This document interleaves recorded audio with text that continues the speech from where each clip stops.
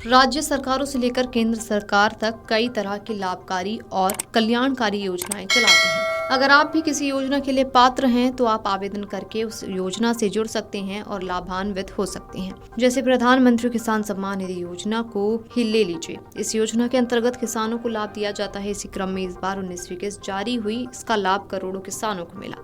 अगर आप भी इस योजना के लाभार्थी हैं तो आपके खाते में भी 19वीं किस्त आई होगी, लेकिन कई किसान ऐसे भी रहे जिन्हें किस्त का लाभ नहीं मिला।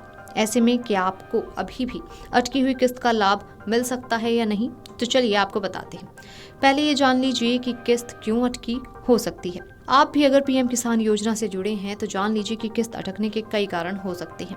इसमें पहला कारण है भू सत्यापन का ना होना, जिसमें किसान की जमीन की जांच होती है, उसके दस्तावेजों को वेरीफाई किया जाता है। इस काम को न करवाने पर किस्त अटक सकती है। दूसरा कारण है KYC का ना होना। अगर आप पीएम किसान योजना से जुड़े हैं तो आपको नजदीकी CSC सेंटर से या फिर योजना की आधिकारिक वेबसाइट pmkisan.gov.in से KYC करवानी होती है। अगर आपने ये काम भी नहीं करवाया है तो भी आप किस्त के लाभ से वंचित रह सकते हैं। साथ ही उन किसानों की भी किस्त अटकी हो सकती है जिन्होंने भू सत्यापन और KYC के अलावा आधार लिंकिंग का काम भी नहीं करवाया है।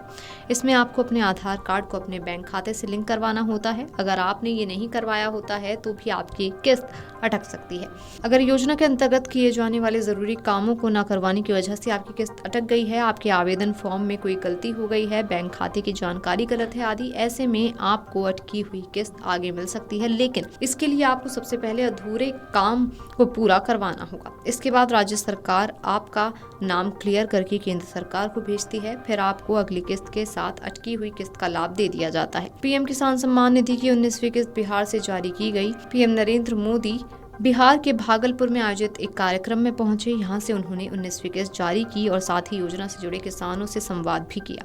ऐसे में 19वीं किस्त का लाभ 9.80 करोड़ किसानों को मिला। अगर आप भी इस योजना से जुड़े हैं तो जान लीजिए कि 19वीं किस्त का लाभ उन्हें मिला जिन्होंने KYC का काम करवा रखा था। अगर आपने ये काम नहीं करवाया है तो जाहिर है कि आप किस्त के लाभ से वंचित रह गए होंगे। आप KYC के काम को अपने नजदीकी CSC सेंटर से या फिर योजना की आधिकारिक वेबसाइट से करवा सकते हैं। KYC के अलावा किसानों को भू सत्यापन का काम करवाना भी जरूरी है। इसमें किसानों की जमीन का वेरिफिकेशन होता है, इसलिए अगर आपने ये काम नहीं करवाया है तो आपकी किस्त अटकी होगी। किस्त का लाभ लेने के लिए बैंक खाते से आधार कार्ड का लिंक होना भी जरूरी है। इसके अलावा बैंक खाते में DBT का ऑप्शन भी ऑन होना चाहिए। अगर आपने ये सभी काम करवा रखे हैं तो आपको योजना के अंतर्गत जारी होने वाली किस्त का लाभ मिल सकता है। Video desk amarujala.com।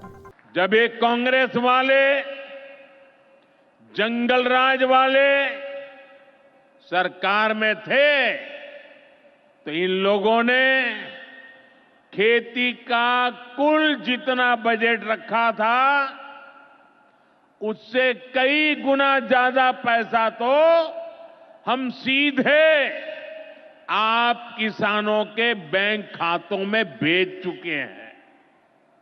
ये काम कोई भ्रष्टाचारी नहीं कर सकता है। ये काम वही सरकार कर सकती है जो किसान कल्याण के लिए समर्पित है।